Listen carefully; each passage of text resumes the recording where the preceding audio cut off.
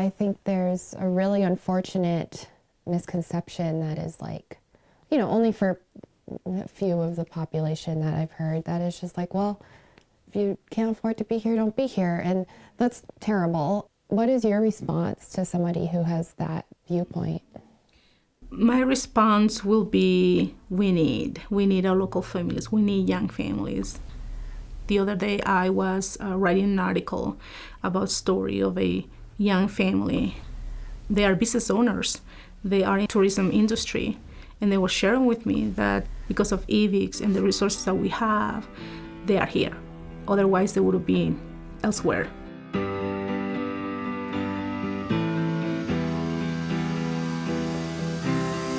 On its surface, Estes Park looks like a cookie-cutter resort town with shops and restaurants and happy visitors. But it's also a diverse community where families from all backgrounds live and work. And that's why organizations like Evics are essential. And supporting organizations like Evics means standing behind a community that supports its families. Evics stands for Estes Valley Investment in Childhood Success.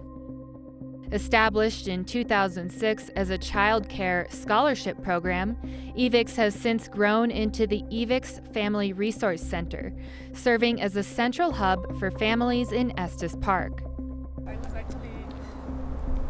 Executive Director Rut Miller says, as an immigrant herself, Evics is her calling. When I moved to Estes Park and I attended one of the events that Evics was hosting at Stanley Park, I was able to see so many families from everywhere, and I was always curious about where are all these families, or where are they coming from? And then when I met the leadership of Evics at that time, they shared with me that they had an opening and what Evics was about, and I wanted to apply for the role. Estes Park is identified as a childcare desert. With limited access to affordable, safe childcare, Evics plays a vital role through family development programs, mental health consultation, resource navigation, and its long-standing childcare scholarship program, all aimed at supporting family stability and success in our community. By 2019, we became a family resource center, and we were able to provide a comprehensive support system to families. So what we do right now for the early childhood is childcare tuition assistance. We do parenting classes, we do developmental screening, and there are a lot more programming that we are offering now.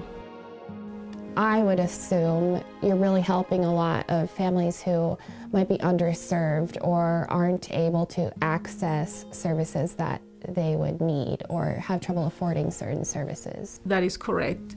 The majority of our clients are underserved community members who otherwise would struggle or maybe move out of the community. But we actually serve everyone. We don't discriminate race, color, income, so anybody can go through hard times, and we want to be there for them. And especially when you're talking about children, I mean, Yes. Children are our most vulnerable people.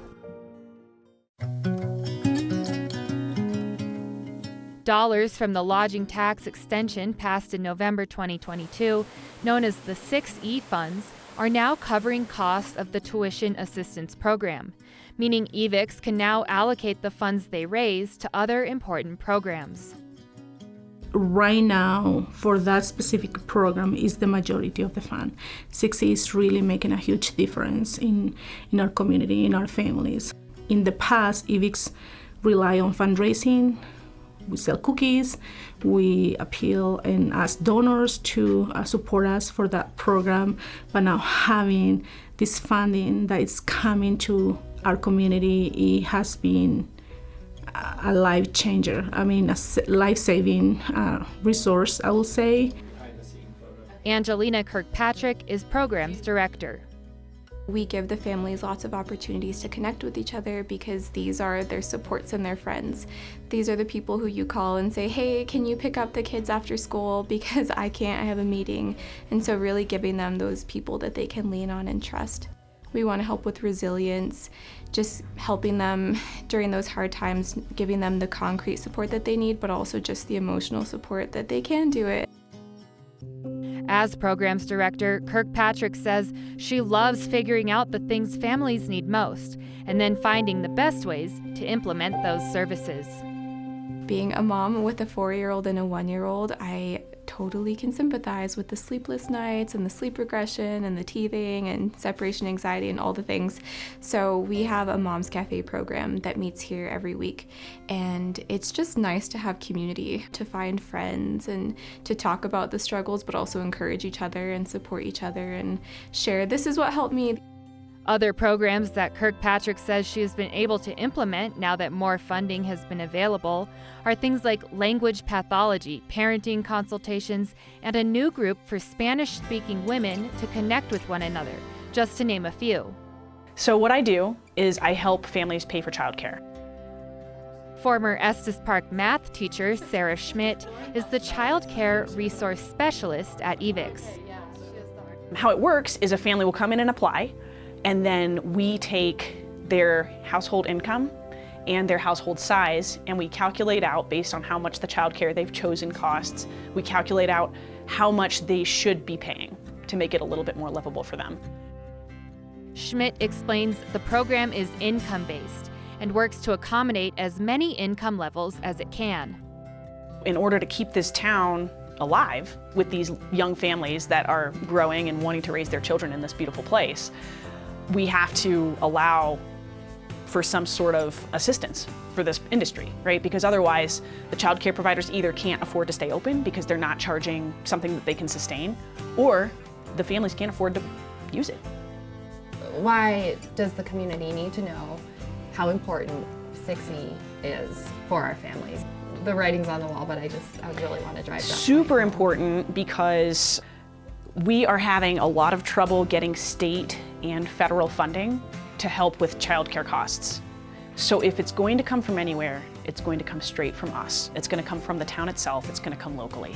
These are local tax dollars coming out of Estes Park, staying in Estes Park to help the people of Estes Park. Executive Director Miller says it's been so rewarding to reflect on how far Evics has come, but still they continue to depend on community funding and support. I was working on the history of Evics a couple of months ago, and I was able to talk to the individuals that pretty much started this organization, and just sharing the stories back in 2005 and the struggles that they went through to find childcare. And now that they have a resource, and for them to see that is fulfilling too, to see that their efforts, their volunteer hours back 20 years ago, it's giving fruits now. And as a family resource center, we have evolved to serve the family as a whole. Local working class families are essential to towns built on tourism, and Estes Park must provide services that support people of all backgrounds, understanding their language, culture, and challenges. Thanks to Evics and its funding, more children now have access to safe and dependable care. But many more still need support, and continued efforts are vital to protect the Estes Valley's most vulnerable population. With the Rocky Mountain Channel, I'm Claire Mollet.